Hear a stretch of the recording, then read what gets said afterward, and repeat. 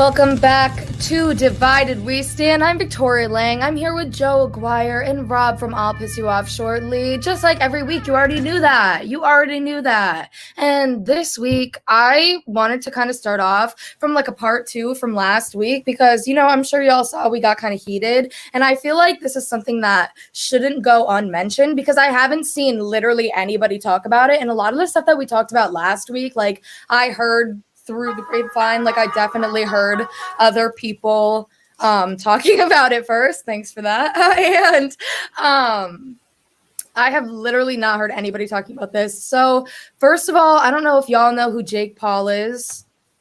Anybody? We do. Yeah, we do. Oh, yeah. Is that the dude that fought?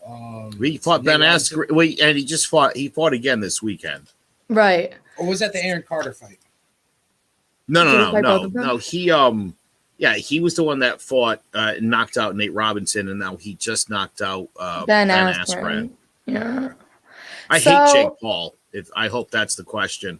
Right. Like that's kind of the whole big thing is I think everybody already hated Jake Paul and he doesn't care. And I feel like that's like the scariest thing about it is he already has had so many things that has nothing to do with these allegations. But like all of his neighbors like came out and were like, yeah, he literally set our entire neighborhood on fire and like traumatized my kids and like had a bunch of meet and greets at his house and like totally put all of our safety in danger. And now it's coming out that he made a girl sign an NDA. That's a non-disclosure agreement. Yeah, that's what it stands for.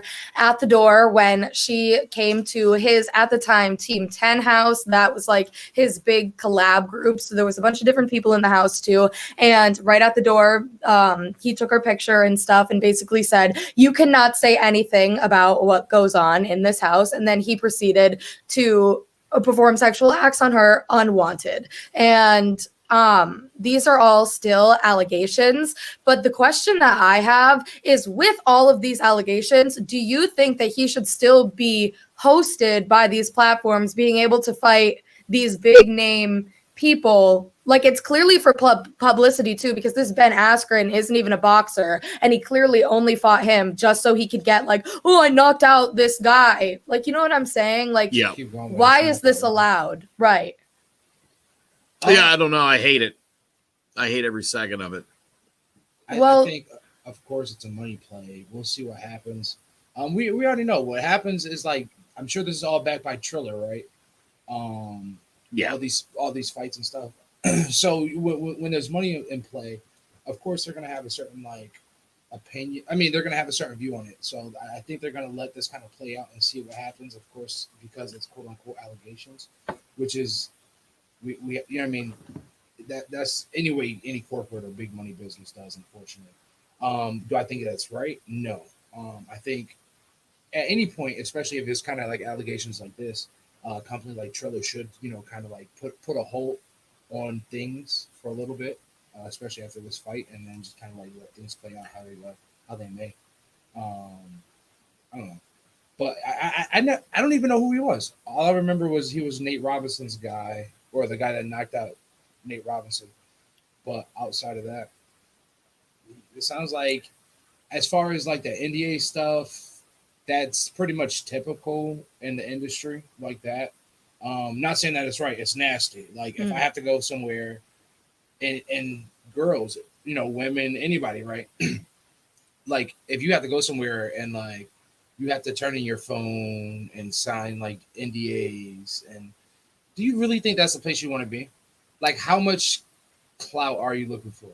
Or, right. You know what I mean? In the terms of like, and it's like, I can understand if you're hanging out with a celebrity and it's like they tell you that they're pregnant and then they make you sign an NDA or something like that. But like when it comes to a literal crime, like I'm sure everybody knows, but like an NDA holds absolutely no weight no matter who makes you sign it. Like if there's a crime involved or they tell you that they murdered somebody or they do something like that to you, obviously you can come forward and say something no matter what you signed. But that seems to be this girl's biggest thing when it comes to these allegations and not turning them into to a possible conviction is the fact that she signed that NDA and it's still giving her problems. And I don't want to like stay on this for too long just because we did do an entire episode about this last week, but his lawyers did say that our client is aware of the recent allegations against him, while others have already began to debunk the claim alleged against him. Our client categorically denies the allegation and has every intention of aggressively disproving it and pursuing legal action against those responsible for defamation of his character. So I definitely think, according to that, he has no remorse. And I also have a question for that. How do you debunk this? How do you prove that this didn't happen? She has all the text messages. She was clearly there. So how are you going to say that didn't happen? What was in the room between the two of them? That is absolutely absurd to me. And it is kind of scary because somebody with this amount of money and stuff like that, how do you win against them? How do you fight that? Part of his statement was, about something about, believe women, but not this one. The one that's saying it about me. Don't believe that one. I don't know.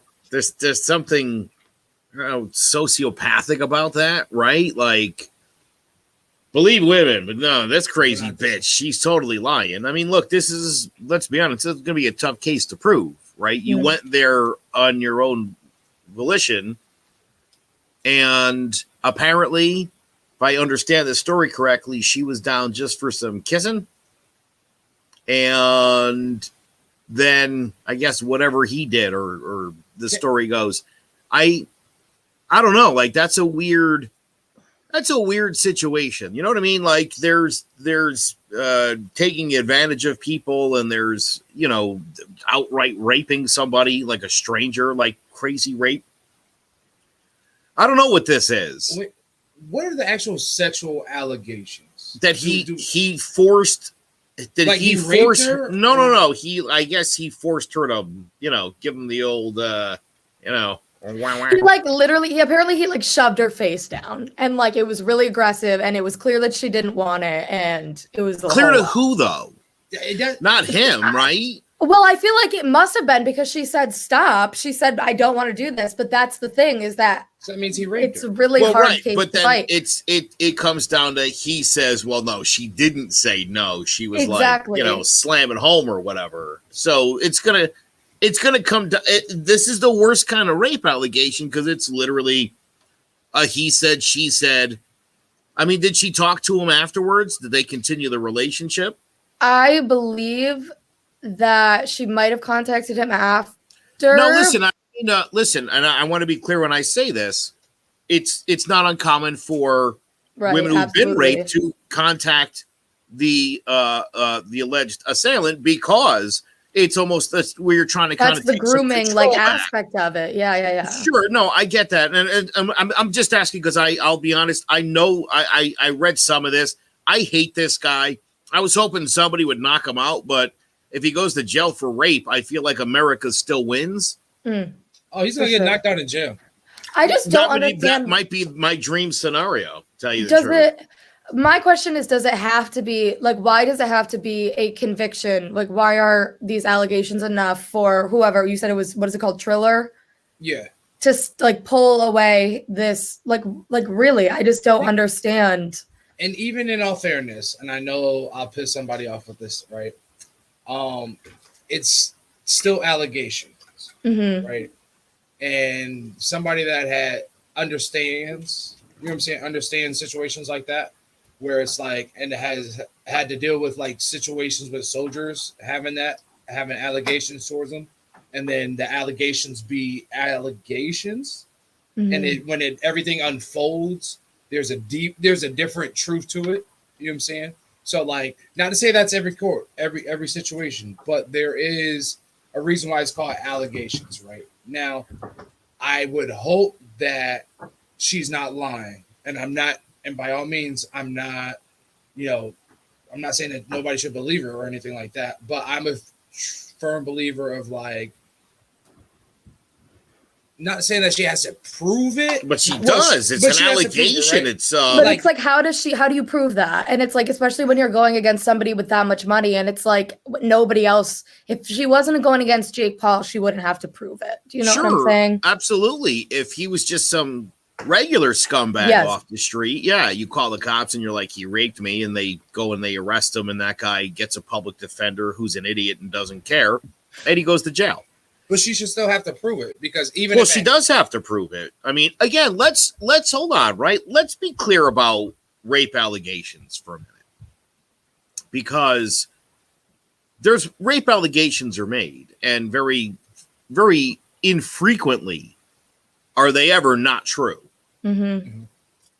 Most of the time, they're not even reported when they're real, let alone people making it up. And I think oftentimes when somebody makes up a rape allegation, it can be debunked quickly. A couple of years ago, one of those right-wing lunatics got some woman to claim that Robert Mueller raped her in Washington, D.C. on a particular weekend. But yet Robert Mueller was in New York that weekend. So guess what? Innocent. Right. So, you know, again, this is a really difficult thing that this young lady has to prove, is that she didn't do that and then decide later on she wished she hadn't. Because, you know, I don't know if you remember the Aziz Ansari situation, you know, my first. Yeah. So that was a girl who they were messing around, and then she was like, stop. And then they started messing around again. Stop.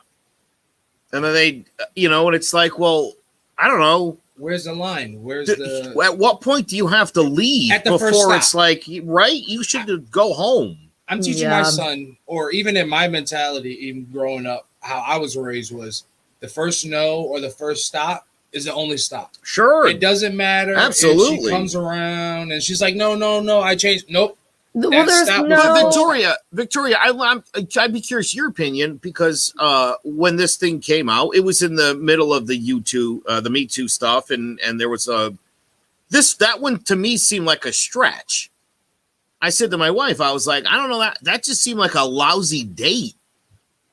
Well, you know, where some things happen, it was like, man, that guy sucks. I wish I hadn't done that. And so, look, there's a really fine line between like a rape of any sort, you know, again, something like what Jake Paul did to something like what Deshaun Watson's accused of, to like, again, like a serial rapist. But there's also this new blurred line where, like, you know, I did that, and I wish I hadn't. And because I feel bad, like that makes it a rape or whatever. You know what I mean? So I feel like genuinely, if there's any question in your mind or in the aggressor's mind or the person that wants to do it's mind of, is this okay? Does this person really want to do it?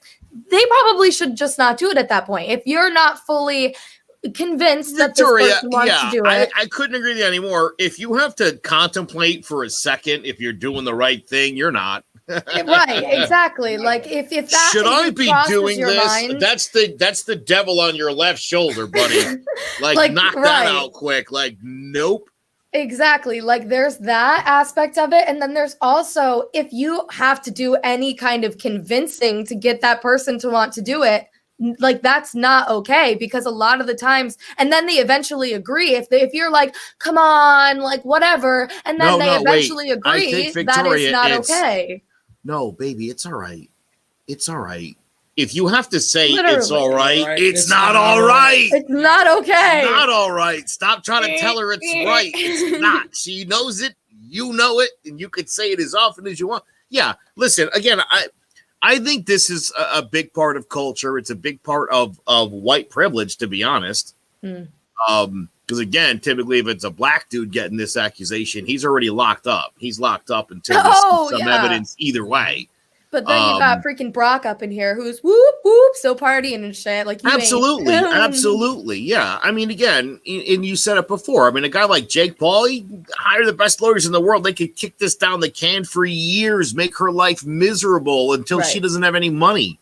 Well, this is the other thing too, is that she already had she had nowhere near to the following that he had, but she had like an established fan base and stuff like that. So it wasn't like she had much to gain from this. Like she didn't gain anything from this. So I think that is kind of also the most telling thing. But like, once again, and like, this is the last thing that I'm going to say about it. It is really scary that this girl has to go against somebody with the amount of money and support that he does, because it really could ruin her life, even if it is true. And it's so scary, and it is really discouraging to other victims and stuff who want to share their stories, because like, this is the kind of stuff that could potentially happen. I guess my question to anybody who doesn't generally believe accusations, especially against their favorite celebrities, name that woman that got super famous on a fake rape allegation, or that woman that made millions of dollars on a fake rape allegation. I forget her name. What's her name? who was that again? Which woman made up a fake rape allegation and became a big movie star? I forgot. Who was that? There is none. There's no benefit to coming out and making a rape accusation against anybody. It's never been to anybody's benefit.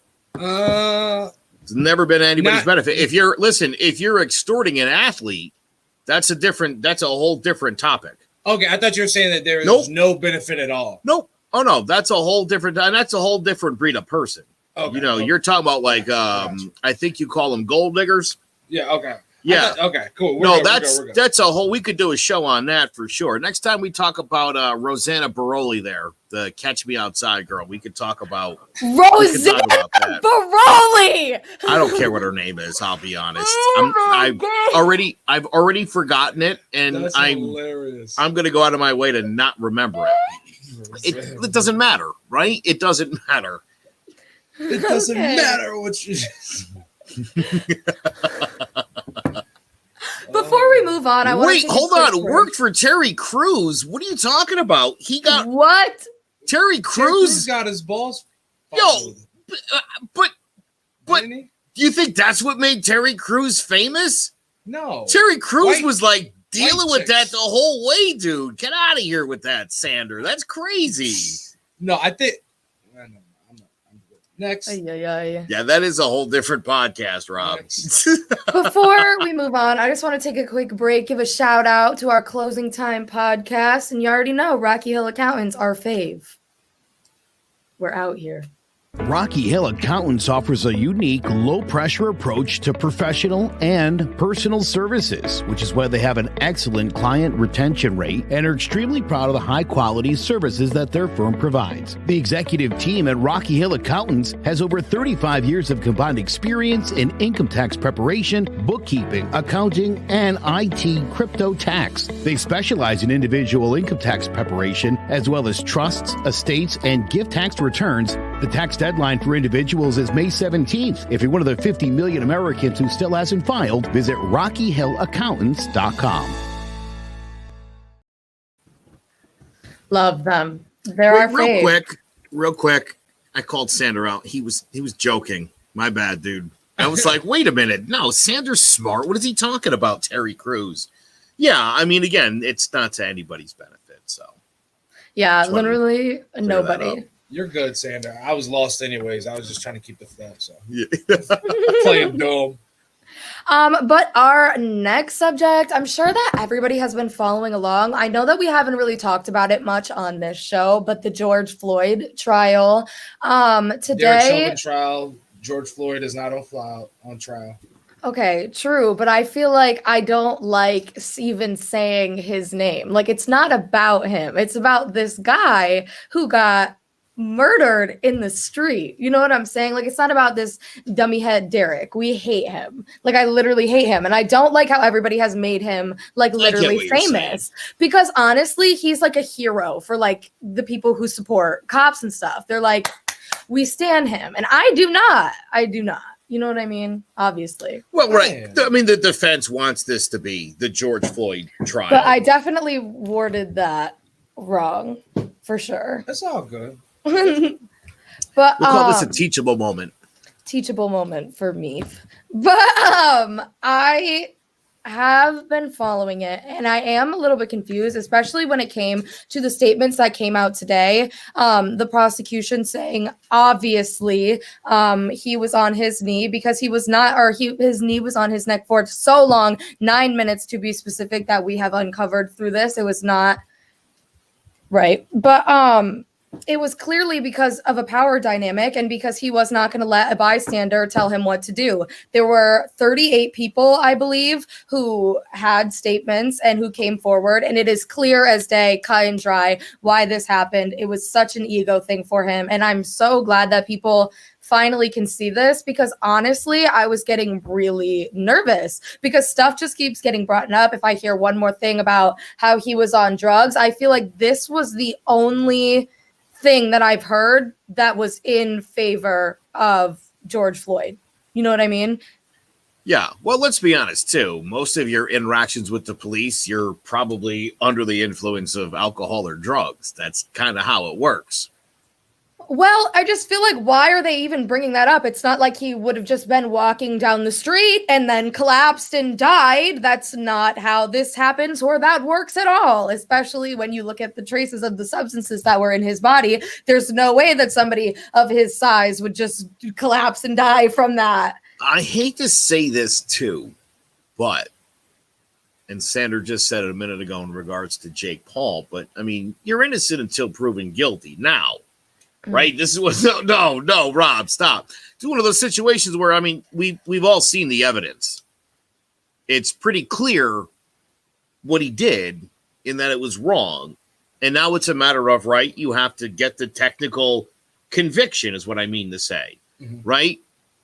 I know a lot of people don't like that defense lawyer. He's not very good at being a lawyer anyway, but, you know, bottom line is it's somebody's job to defend that guy.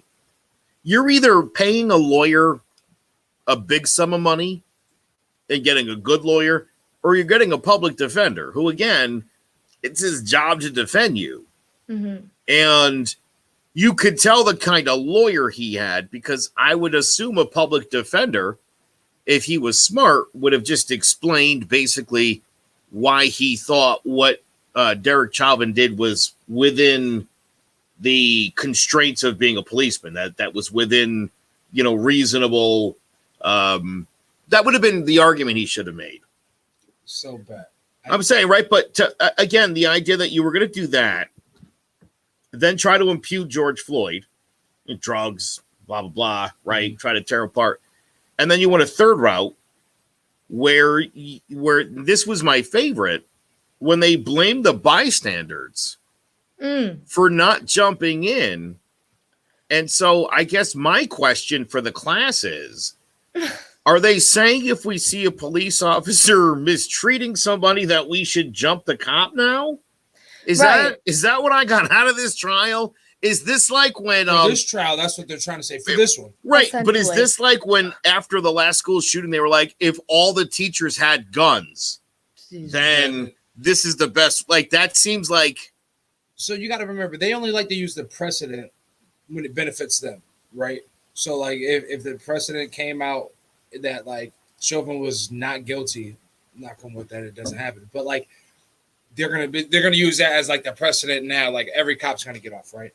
But I think now Eric Nelson, the defense attorney, I think he understands that he can't like get this, like he can't get him acquitted. And I'm not like a lawyer, so I'm not sure of like what not mistrial, but when a hung jury, right? I'm not sure exactly what happens, but he's trying to shoot for a hung jury, or he's trying to shoot for that second degree manslaughter, because you know what I mean. And that's what he's doing. He's trying to sit there and say these weren't deliberate actions. This, you know what I mean? He was using these tactics that he was supposed to use, even though everybody was saying like, no, this is not what we're supposed to be doing, right? This is not, even his own superiority was like, nah, this is not what we taught him, right? So yeah, Nelson, I think he's a horrible, I think he's a horrible defense attorney. I don't know where the hell they got him from, because he's not from the area. They flew his whole team out, from, to there. But anyways, like he's shooting for the lesser of two evils, hoping that he can get one or two jurors to sit there and say, well, we technically can't say it was murder or intent to kill. Sure. We can't say it was manslaughter because he had drugs. He had this. All you need is one.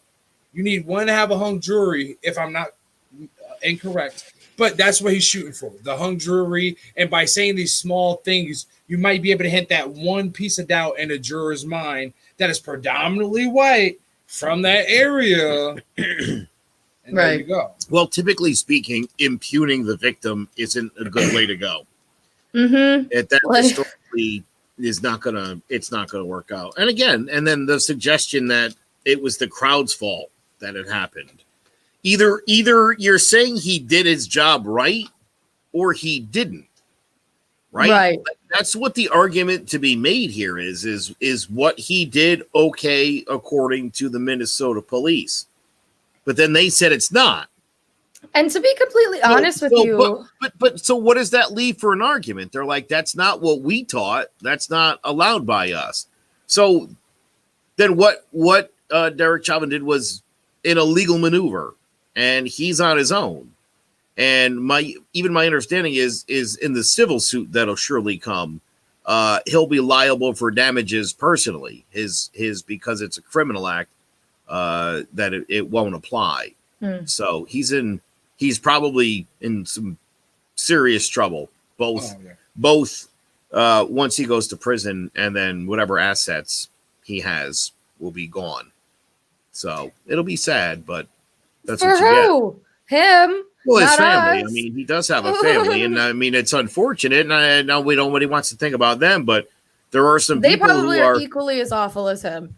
Yeah, I don't know that I Probably. would make that assumption. I haven't necessarily heard a big supportive family on his end. Maybe they're embarrassed by what. I don't want to make any assumptions. I don't know the answer to that question, but I mean, again, what he did not only impacted George Floyd, it impacted George Floyd's family and America and a whole summer of protests. But again, there's somebody on his end that's like, oh God, my life's ruined too. That's unfortunate for those people. His wife's life is ruined. Even though I think that they divorced and like separated, so they were able to pull the money, so they didn't lose it all. I do think that that's a ploy behind that. But at the same time, like you're right though. Everybody does get affected. We'll see. The next thing that I did kind of want to talk about, and I am kind of frustrated that the New York Times even like published this. They were talking about how this shop owner, his name is Mr. Patel, and apparently last year during the riots, he had so much damage to his store that he had to take out his retirement fund, and he was still barely able to like reopen it. And now he is so scared because of just like the city in general's $35 million in losses apparently due to damages from the riots. I don't know how accurate that could be. 35 million. No, it's 350 million. I'm so sorry. I read it wrong. It's $350 million in damages. I don't understand how that is even possible to do to a city. That seems like misinformation to me. But apparently people are really scared for this trial to be over because they think that the same thing is going to happen. Do you think that this is misplaced fear or what? I would say that that town, that whole area is in for it. If there's a hung jury, or he walks. If there's a hung jury, and that could be the same thing, right? Like I said, I'm not a lawyer. I don't know. Well, just to be fair, with a hung jury, you can immediately order a retrial and do it all over again. Okay. So yeah, from there, because even with the hung jury, right, you're going to be like, there's still some jury members that said no, right? But in my mind, like, 350 million, we already know that everybody kind of inflated their numbers. It always happens. Insurance claims, if you think that those numbers are 100% legit, I got some ocean But that water seems like a hell of an inflation to me. $350 million. Victoria, welcome to the land of adulthood, right? You're 19. Let's go through a little, I don't want to say taxi or like fraud. Let's go through like fraud 101, right? So the purpose of insurance is, right, you'll find that a lot of businesses, things that happen, and then Fire in the kitchen. Fire in the kitchen. We just ordered 10 MacBook Pros for all of our employees. Those got burnt up. This got, you know what I'm saying? So, like, I had all these antiques. I had mad cash. Come on. Everybody, they're winning. They're winning. And that's why that was the biggest thing. I was like, yo, if you have business insurance, it might go up a little bit, but you're going to be winning on the end. You need to have a good accountant, a good money man, good insurance company, understand your policy. And hey, if you don't, I guess that's on you. Important. Yeah. But even then, like, I'm sorry, like, now there's a bunch of groups that are actually out there. So like, black men are getting out there and they're organizing like cookouts instead of like making it like a big thing. And then they're even providing security that are actually like helping and saying, hey, we don't want to do this. We don't want to mess up our area. Let's be more proactive instead of being reactive. So now that's kind of turning. So I don't know how well that holds, you know what I mean, between the anger and outrage. But at the same time, like right now, like everything's boarded up and it was pretty much straight the past couple of days. Yeah. So it's just like, I think the media is also hyping it, trying to, I don't want to say they're trying to stir the pot, but they're trying to keep action to it. Like at this point, I wish the judge was able to sit there and say, hey, there's no media coverage allowed until that the jury's done. Like you can't talk about it. No media outlet, no whatever, let it be done. And if the jury had to sit there for 10 days and nobody, I bet you by 4 days, somebody would be like, all right, whatever. You know what I mean? In the sense of the public, they won't be harping on it so much. A lot of times the media just has to learn to include us, not to include us, but the mass media has to learn how to shut the fuck up. I'm sorry for that hard word. No, you're good. But like, I agree. But do you think that that has any, and I know that it's not supposed to, obviously, but do you think that that has any kind of like persuasion when it comes to the case? Is it being online and people like being able to have disputes and stuff like that as it goes on and like as it progresses and stuff? Or do you think that that does not make a difference when it comes to the result of the trial? Well, I mean, I think the court of public opinion is a good gauge of what you're going to find on a jury of people. You know what I mean? I think if you can get a sense of, I mean, if everybody like, oh man, that's horrible. Then you're like, oh, okay. I think 12 reasonable people would come to that conclusion. If you've got the O.J. Simpson trial and it's like, he didn't do it, he did do it, and it's 50-50, well, you know, you could imagine your jury's probably going to take some convincing. You're going to definitely want to have the right people. So, again, to me, I don't think this could be any more clear cut. You saw the video. It was very difficult to watch. And then the police were like, we didn't teach him that. What is there to think about? You know what I mean? What's there to think about? Now, as far as, you know, should the jury consider the reaction of the citizens in their decision making? No.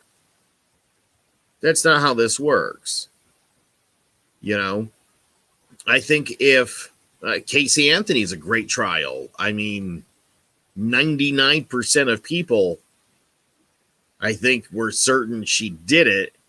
And apparently the 1% were all on her jury because that was insane. So, you know, it doesn't matter in the grand scheme of things. I mean, again, that's why it's important that you have a really good lawyer and you take care of business and present a really good case. And I think that I think they did that. I think they did that in this trial. And again, I think Chauvin's, I don't think his lawyer really did a really good job. I don't think that he won anybody over. I don't think that at all. So I would be, yeah, I mean, it's hard to have faith in the judicial system when it comes to something that people were literally writing about just last year, and that the police still generally handle by brutalizing the crowd, which I don't know, guys, that feels like You know what I mean? If you got into a altercation with your wife, and she was like, "Hey, look, bygones be bygones," and you grab her, you put her in a headlock, and you're like, "Come on, girl, it's probably the wrong way to move forward." So I think when people are protesting police brutality and you're shooting rubber bullets and gas, I think you're proving their point. I don't think that's a good idea. Go out there and talk to people. Again, I think you have to be like bootlicker 10 level if you're looking at this thing and you're like, their job did his job, this guy's on drugs, bam. Like, no. Sorry, bro. You know what I mean? Who's seen it that way? Well, you got to comply. Well, but we got 30 people who really complied and still ended up dead. So how else could he have complied? Like, that's like my biggest thing too, is they're sitting here being like, bystanders, do something. When it's like, what? Okay, first of all, what more did you want George Floyd to do? Like, he literally was doing nothing. He had him completely restrained. He had this gigantic man. George Floyd was not small by any means, and he had him restrained. And you want a bystander to come and do something. And it's also like, how is he resisting by any means? Your knee was on homie's neck. It's hard to, like, I've asked myself a couple times, if I was there, what would I have done? You probably would have gotten shot. I'm going to be completely honest with you. You would have been George. And then he would have been like kneeling down on George. We're like, bam. All right. Exactly. That guy's done too. Period. You know what I'm saying? Like, I would have had to been thinking like of creative way for me to just like knock him the hell out and then just lay down. Just lay down. You know what I mean? Just boom, boom, I don't and know. then just, but if it would have like, and even then, like in the thought of like me sacrificing myself. And this has been a struggle that I've been going through with like really lately, right? Like two situations where like this week I've seen 2 black guys pulled over and I've pulled over on the side street just to make sure. Not engaging, not doing anything, but having eyes on, because that's a trauma now. I'm sorry, like it's a trauma now. So would I have been willing to sacrifice myself to maybe save this guy's life? Probably so. And now even ever more so, like, and it sucks that it comes down to that, because like a lot of people are scared to fight with the police because they have guns. But in the same sense, if I see you're killing somebody, would I be wrong if I was armed and off that cop, put one right in his head because he's murdering somebody? Who's right? Who's wrong? Am I wrong because I'm not an officer? But if I had somebody positioned, I was killing them, they'd shoot me. They shoot me. What? And I find it really crazy because if that happened to you, there wouldn't be a 4 or 5 week trial about it. It would be, you're in jail, you killed an officer, and that's it. And that's it. Wait, Rob, but what if we found out later on that was like a serial rapist murderer? And you're like, oh, dude, my bad. I didn't know. I shot the cop. Are we good? And they're like, yeah, well, you made a mistake. You know, you got your whole life ahead of you. Like, what? Go ahead, Vincent. It doesn't work out that way for most people. Now, I'm being a little facetious here, but again, I mean, that's sort of like the mindset. Mm-hmm. You know, we have a gun violence problem in this country. Yes. I think it's time that we collectively as a group admit that. I'm not trying to take your guns away. I'm just saying, put it to you like this. If you think there's a crisis at the border, but you don't think there's a gun crisis in this country, you're full of shit. You're full of shit. And I'm going to tell you. You couldn't, because here's the thing, and I would say this to most people who live anywhere north of Texas and Arizona. If you don't live in those 2 states, shut the fuck up. Mind your business. That's not even an issue that's honestly affecting your life. You know what one is, though? There's a lot of guns. Too many guns. Too many people getting shot by guns. Oh my. Yeah. And so we gotta get that unlocked out. And so here's the other thing, though. Back to this case. There shouldn't be a reason why murder is a bipartisan issue. Mm-hmm. The police can't murder people. All lives matter. Oh, That's a true statement. And if you honestly, in your heart of heart, I love the flip. if you in your heart of heart believe that all lives matter, you shouldn't be okay with the police killing black people or all those white people. There's the flip. You shouldn't. No, but I'm saying, right? No, it's good. Again, No, it's a good flip. It's a good just flip. having some But fun that here. was But let's hard. be honest. I'm with it. If you really, the cops, it's a tough job, and we should all like and respect cops, but we can't because they make it really hard. Yeah. I know most of the police officers I know are really good dudes, and I know them because I know them through charity work that we do, and those are the good ones. When we talk about to you the rotten apples, but there's how many rotten apples are there? It was just like after Obama got elected. I thought, Rob, hate to say this, I'll fess up. I thought racism was over. That's really what you thought. That's really what you thought. Black president. That's amazing. America should be proud of itself. And I thought I was getting a Cadillac Escalade. John McCain gave a great speech. Talked about, hey, look, this guy's good for America. This guy loves America as much as I do. And I thought, and I love John McCain. And I was like, bottoms up to Barack Obama. Like, we've done it, America. Yeah. Felt good. And then you went to Florida, and in the gift shop, there was a KKK Barack Obama bobblehead. Listen, I knew there were still racists. I did. I didn't know how many. Again, I thought there's some racist bad apples. No. There's a lot of racist bad apples. I didn't expect that either. A real lot of them. And so, yeah, again, as a country, just earlier today in a New York Yankees chat, some guy said that all liberals should be exterminated from politics. I don't like the word exterminated. Exterminated generally sounds like murdering, but Mark Zuckerberg didn't have a problem with that statement. Yeah. No, listen, I do. I'm going to say honest. I mean, I do. I know a lot of really good cops. They're really good dudes. They put in a lot of time. No. Well, I mean, none of them are on the news for killing people. So I know that they're generally good guys. But again, I've been saying for a long time, and I talk to my friends that are cops, and they hate talking about this stuff, and they'll never come on this show to talk about it, and I don't blame them. Well, maybe they should. But I'm in media, and we get accused of bullshit all the time, but I still come out every week, and I speak my mind, and I defend our position because we're right, and we're not out there doing the wrong thing. And when there's a journalist or there's a section of right or left-wing media spewing bullshit, I'll be the first person to call that out because I don't like that because it demeans what I do. And it lessens the credibility of what I do if some jerk off like Ben Shapiro is talking out his ass. It doesn't help anybody. Okay? So I like to spit it straight. The police don't want to do that. They don't want to play the game. They don't think they're supposed to.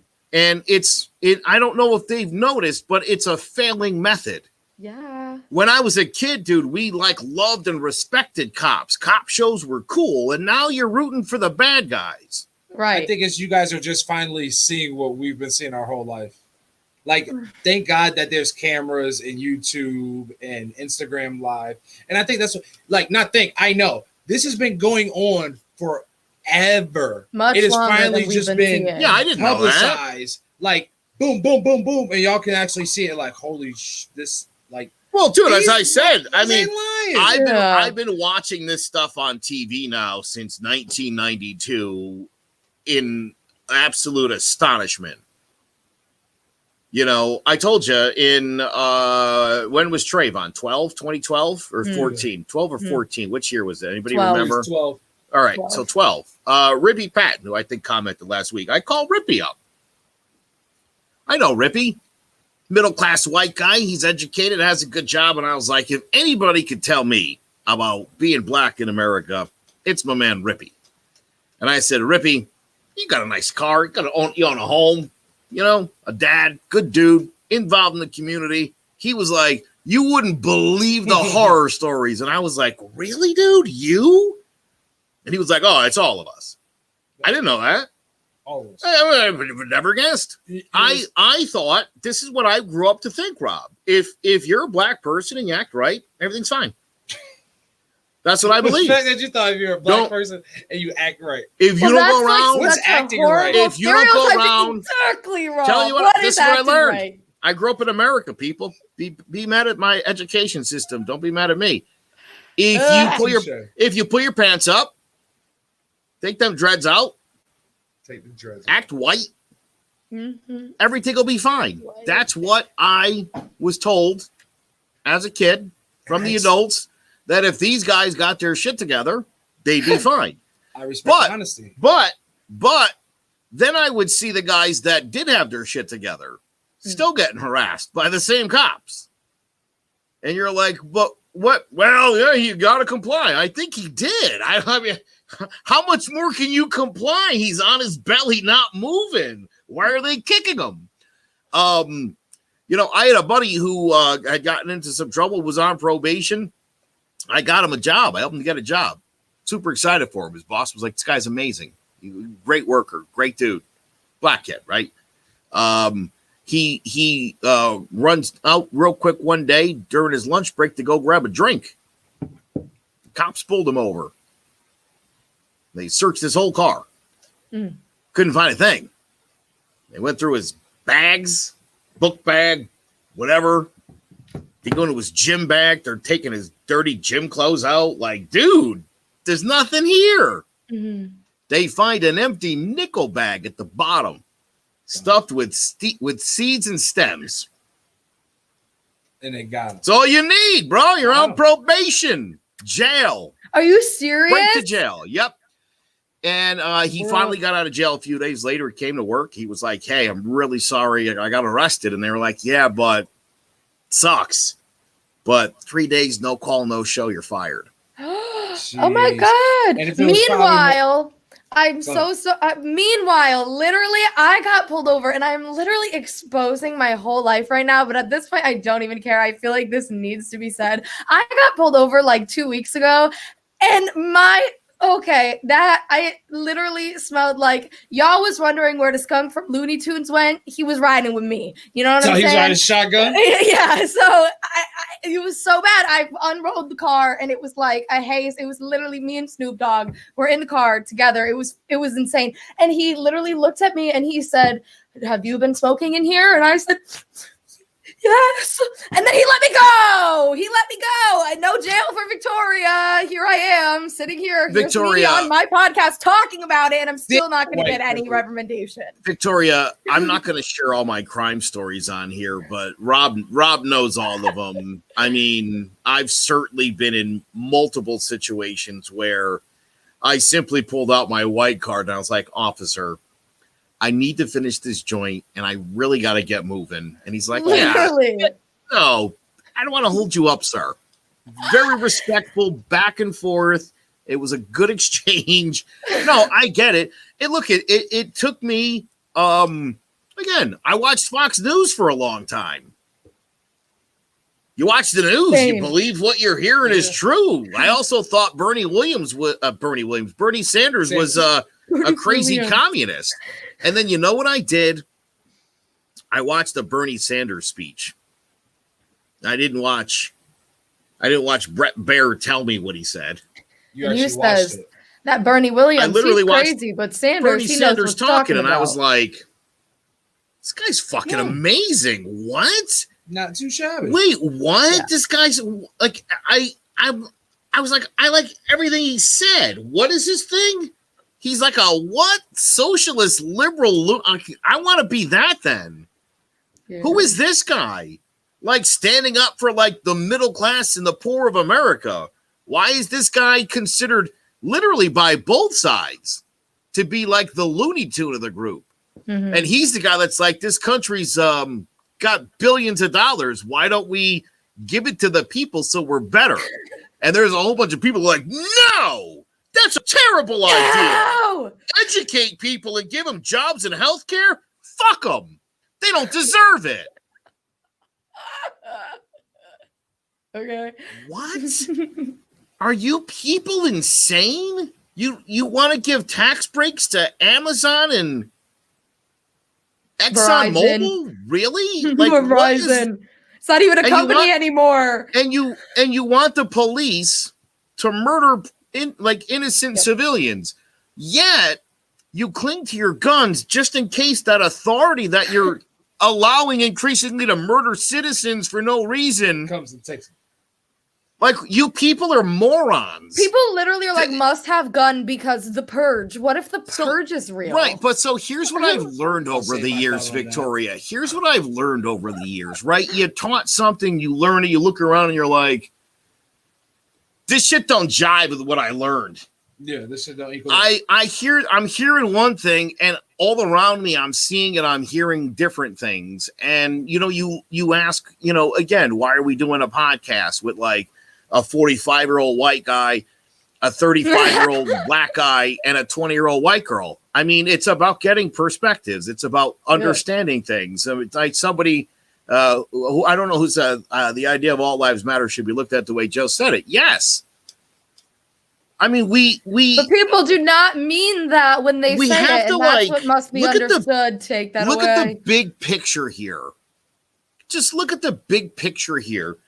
If you're like a Make America Great Again person, and you don't mean it to like get rid of the blacks and the women and the other like undesirables, if you don't mean that, I'm just joking, Victoria. If you legit mean you want to make America great again, well, why wouldn't you want an education system that everybody can get at?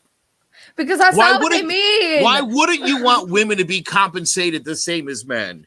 Why wouldn't you want health care as a right for every American citizen living in the greatest country in the history of the world? Why would you be against all those things that would make America great?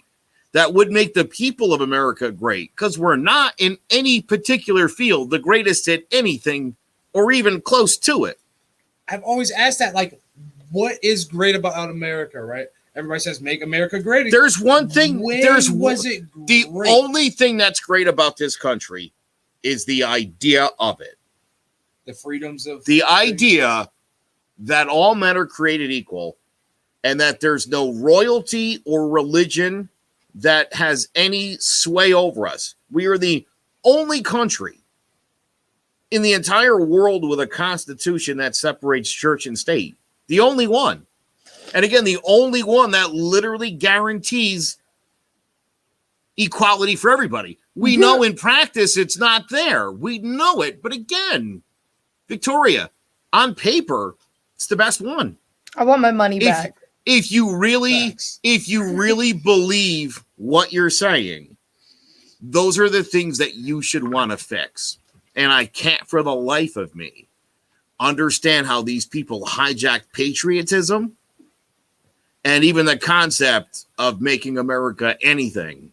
Because if you're not in it for everybody, and when I say not in it for everybody, it doesn't mean, well, if they agree with me, no, that's not how it works. Great or good. If you don't want to wear a mask or get a vaccine, you're the wrong person. You're exactly who I'm talking to. It's a greater good. Nobody gives a shit about your rights, just like they don't care about your feelings. There was a meme going around because Joe Biden said that no amendments absolute. I mean, by definition, morons, amendments. You know what amendments are? They weren't fucking included in the fucking first place. The guys that wrote the Constitution didn't think you should have any rights. It didn't even occur to them. They were like, no. They wrote the whole thing. They were like, what's your right? Wouldn't he? Thomas Jefferson goes, give the people, like, I don't know, 10 rights. What can they do? And give them guns. They're going to want guns. That's it. Electoral college was put into place because they didn't want us, any of us, to select a president. That was going to be what they did. And so when you're defending the electoral college, you're simply protecting the elite of America to continue dictating who our leaders are. That's all you're doing. Like, you're a bootlicker. Hamilton or something. Bootlicker. Stop that shit. It's just really not that hard. Like, once again, all you have to do, Literally just watch Hamilton. It's so easy. Like, it's literally that easy. I hate Figure it to out. say it. I hate to yield that to you, but there's a lot of truth to it. It's There's a well done story, boy. I'll tell you. There's just so many options. Anyways, I'm just gonna wrap it up. Thank you guys so much for watching. You can head on over to Rob's show. I'll pitch you Rob shortly. Right after that, not sure what that was, but you know, you can find our other episodes on iTunes /Divided We Stand, www./Clovercrest Media. I'm sure you can figure it out. /Divided We Stand. We're also on Facebook, YouTube, the whole shebang. Who's been Who's been slipping? Who's been sipping on the White Claws there, Victoria? Jeez. Not me at all. Okay. Bye. Cheers.